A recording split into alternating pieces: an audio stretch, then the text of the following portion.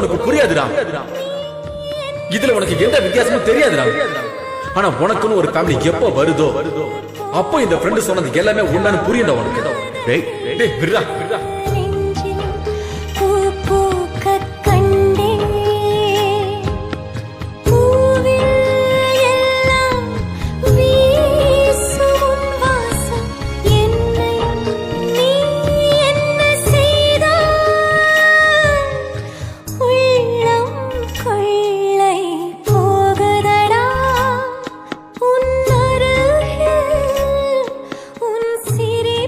உனக்கு புரியாதுடா.